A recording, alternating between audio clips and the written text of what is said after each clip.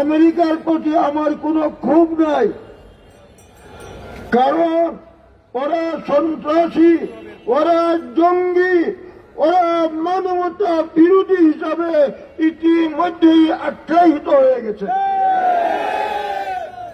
আল্লাহ কোরআনে বলছেন লা তুফসিদু ফিল আরদ, আল্লাহ বলে তোমরা সন্ত্রাস করো না।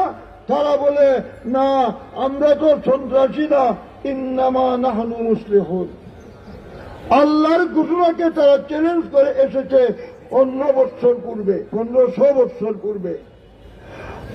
আল্লাহ বলেছেন ওয়াবাউ বিগাযাবিন মিনাল্লাহ, এরা আল্লাহর গজব, আল্লাহর লানতকে সঙ্গে নিয়েই ঘুরে ফিরে বেড়াবে।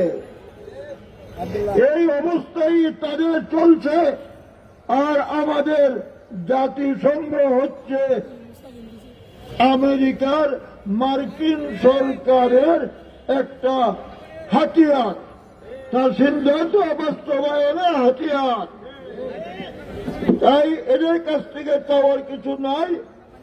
আমরা আহ্বান করব আমাদের মুসলিম রাষ্ট্রগুলির প্রতি, রাসূল সাল্লাল্লাহু আলাইহি ওয়াসাল্লাম বদর প্রান্তরে যখন দেখলেন মাত্র আমাদের 313 জন নিরস্ত্র লোক আর ওইদিকে 1000 সশস্ত্র লোক, তখন অস্ত্র আর এই সিজদার বিনিময়ে আল্লাহ তাআলা সেই বদর প্রান্তরে মুসলমানদেরকে বিজয় দান করেছিলেন।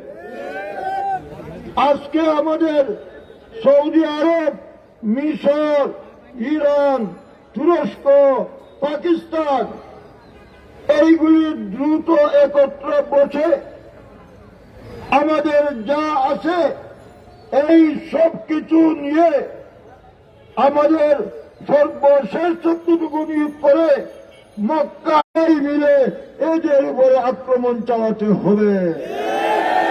পাকিস্তানের পরমাণু অস্ত্র সম্পর্কে ওই সময়কার জেনারেল জিয়াউল হক বলেছিলেন যে এই পারমাণবিক অস্ত্র বানিয়েছি মাটির নিচে পুঁতে রাখার জন্য না, এটা ব্যবহারের জন্য।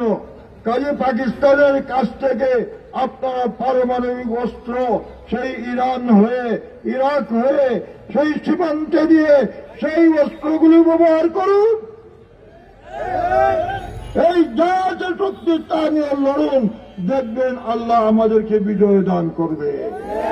আপনারা একমত আছেন? আল্লাহ তাআলা কবুল করুন। আমরা বিশৃঙ্খলা করব না, নাইটিঙ্গেল মোড় পর্যন্ত শান্তিপূর্ণভাবে যাব। ব্যানার যাওয়ার সুযোগ করে দেই, নেতৃবৃন্দ যাওয়ার সুযোগ করে দেই।